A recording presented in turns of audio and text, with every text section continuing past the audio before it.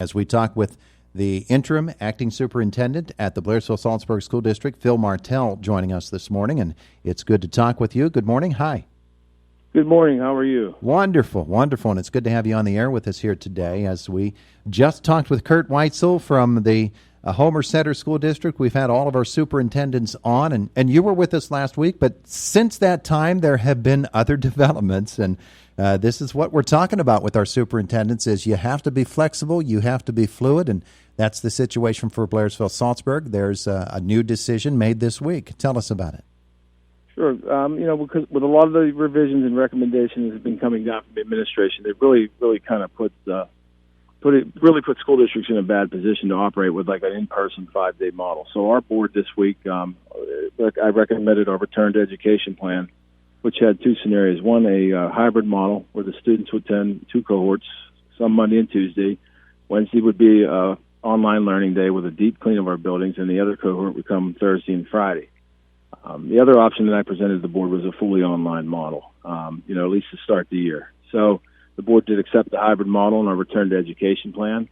But these things, as you just mentioned, they're changing daily. The recommendations that the Wolf administration put in place on August 10th really backs districts in a corner. It's just been, a little disappointing that someone just can't come out and say, this is what we're going to do, and it can be consistency throughout the Commonwealth. And it's school directors and superintendents in bad positions because, they're there to educate kids. School directors are in a volunteer capacity. It's the absence of leadership has caused a lot of chaos. Well, you make a wonderful point there, and we've been talking about this as well, these are volunteer people who have jobs, who have families, who have careers, and yet they're being asked to step in here and do something that has never been done before. And they're all stepping up. They're doing the job, and they have a very, very difficult task in front of them. They rely on folks like you to advise and to develop the plans that then they can then vote upon. As you were presenting those plans and looking in the faces of those school board members, were you getting a feel for their frustration as much as we're hearing about from others? Yes, there's no doubt about it. And the frustration is, look, everybody, we want our children back in schools. We understand, even from all the research and everything else, obviously their success is based on being in school. Not to say that online learning doesn't play a role, that digital transformation now in education.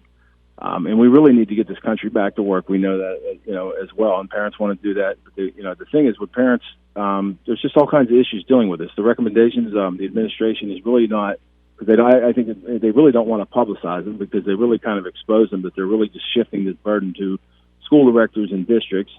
But parents, they're calling our board members, and rightfully so. They want to know why their son or daughter's not going back to school. But with these recommendations, they put all the liability on a school district. So if you're not fulfilling your obligations and following these rules, you really are culpable of lawsuits and other type of litigation.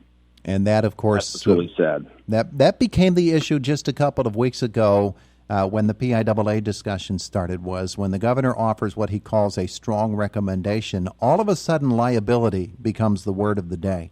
And there really is risk involved for local school boards and school districts, aren't there? There sure are, because this is such a new area.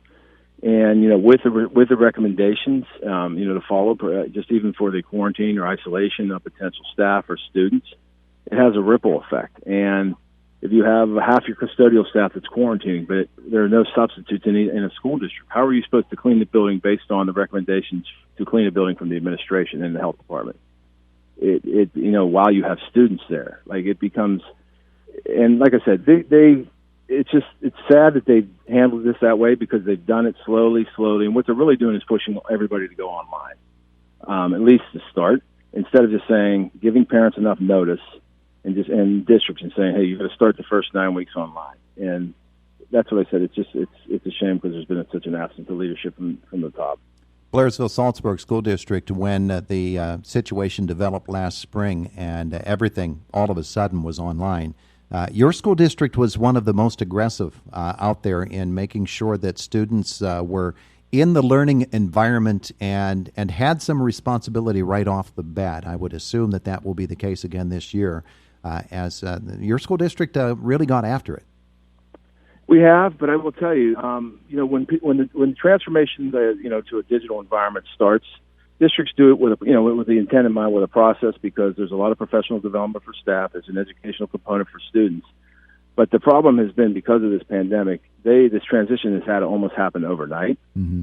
And now you're putting an awful lot on not only just the teachers, obviously, that have to learn new platforms and things along those lines, but parents at home.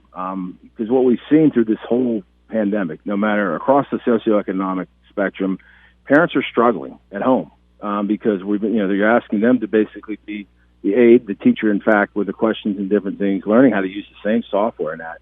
And that's what the biggest thing I think is going to have to come out of this. We're going to have to also provide parents resources, to be able to help their son or daughter. And that's frustrating to them. And that's, I think, what you're seeing a little bit at this time, with schools talking about going back online. And those two-income households as well, mom and dad, maybe they were stuck at home during the pandemic's early days as well, but they're back to school or back at work now. So here come the grandparents, here come the aunts and uncles. It really has to be a family involvement thing. It sure does, and it's put a lot of strain on those families, and some have to even just not go to their jobs, but also there's a lack of daycare now. Even to help try to they could go back to work, and then those facilities have certain requirements and regulations, and it just wasn't really thought out. And just dropping it, in this case, we start school in 2 weeks. I'd be shocked if we're in school in 2 weeks. I expect more of these really these unfunded mandates and restrictions to come out from the administration, and basically tie our hands and say, okay, it's going to be impossible to have kids in school, and that's what's really sad, because we want our kids in school.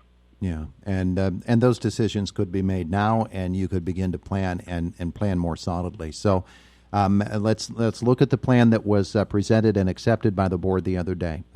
Develop it for me again. You've got 2 days in class. You've got the middle day of the week where you're doing the deep clean, and then 2 more days back in the building. Yeah, so we have 2 cohorts. We're going to split it up from A to L and M to Z, and those A to L will go on in person, because we're able to social distance that way. We're able to set up our classrooms that way, but we're and able to clean our buildings that way. For both, the kids will go on Monday and Tuesday, and then the second cohort, which will go Thursday and Friday, with Wednesday being a full day of instruction online and a deep clean of our buildings.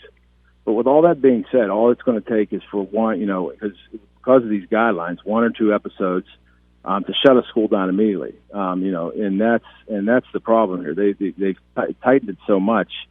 It's not if, it's just a matter of when. Mm-hmm. Programmatically, in terms of doing it online and making sure that everybody is capable of doing it online, I would assume that you're in a much better position now than you were last spring when it happened all of a sudden. But tell me, how comfortable are you? We're in a better position, because we've learned, you learn from your mistakes like everything else in life. But, Blairsville-Saltsburg, like a lot of school districts in this area, have a challenge because it's a rural community. And the biggest single obstacle to any type of digital platform is being able to have that internet connectivity. So we've taken some aggressive steps and worked with Verizon Wireless to obtain some access to the internet via their network. But in a rural area, not everybody has a cell phone signal. So that presents its challenges, because then we have to take another step to provide those students possibly with paper packets and different things. And that's where the equity piece really comes into this, because you're going to have a separation there where kids are going to fall behind potentially, and they're not keeping up, and that's really becomes that's the biggest challenge when you don't have that access to the internet. And hopefully, at the end of the day, when this is all said and done, that our federal government figures out how to provide internet access to every American in this country. Yeah, that's really big, and we've been talking about it for a number of years. We didn't put it in the education format because we were talking about it in terms of business and competitiveness. And when we thought about education, we thought, okay, well, in those school days or snow days in the wintertime, it'd be nice if the kids could still be going to school when they have to stay at home, and broadband would help them in that respect. Now it has become absolutely essential. It sure is, and it's just, and these platforms required. Obviously, and that's the issue, because that's the single biggest challenge. And the other challenge is, every student, like all of us, we all learn at different levels. They all have different things that they have to do. But making sure students don't fall behind, but also making sure that our high flyers can succeed. Any student can succeed. That also becomes a secondary challenge, being able to engage and do that, whether you're doing that in a synchronous model or an asynchronous model, of transmitting that over to students. Bill Martell with us, Blairsville-Saltsburg Interim Superintendent. So what do Mom and Dad, what do they need to know about this? Where are they going to get the information they need on the plan passed the other day? We have revamped our website, we've put all this information out there, and we will continue to do that. We are also having on, I believe, Wednesday evening at 6 o'clock, we're going to do a Zoom town hall meeting, which will be done at the superintendent's town hall meeting, which we'll be able to take calls. I'll be able to answer questions as best I can. And provide the information. We will also be providing other information out via letters and social media. All right, very good. So, folks, that's what you need to know. Blairsville-Saltsburg School District shifting gears, and who knows, we may have to shift them again before the start of school in a couple of weeks. Phil Martell, thanks for being with us. Anything else folks need to know? No, I just want parents to understand that our school board and our district are working very hard. And, this is an evolving situation. And as soon as we can get kids back into school safe and healthy, that's our goal to do that. But, until that time happens, we have to follow these guidelines, unfortunately. All right. Very good. Thanks for being with us today. Thank you, Todd. All right. Have a great day. You too. You too.